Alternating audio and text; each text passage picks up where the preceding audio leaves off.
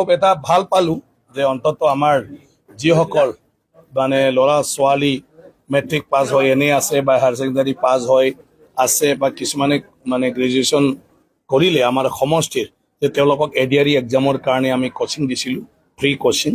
আৰু হিচাপে ছাত্ৰ ছাত্ৰী ইয়াত ল'লে বহুতে আজি এইটো কমপ্লিট হৈ গ'ল গতিকে 1 মাহৰ কাৰণে বাকীটো নিজে নিজে অধ্যয়ন কৰিব লাগিব চ' ছাত্ৰ ছাত্ৰীৰ ফিডবেকটো ভাল তেওঁলোকে বহুতখিনি আইডিয়া পাইছে বুলি কৈছে গতিকে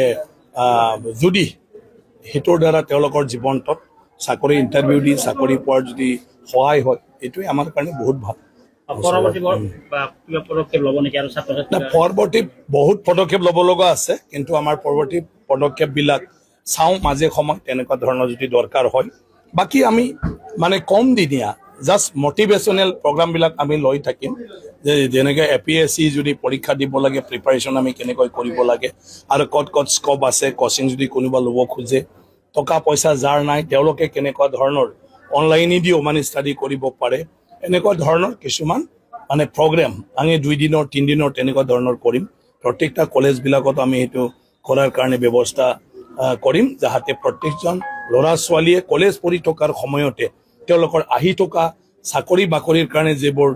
এক্সাম মানে UPSC APSC বা ADRE সেইটোৰ বিষয়ে জানে আৰু তেওঁলোকে সেইটো ওপৰত অধ্যয়নটো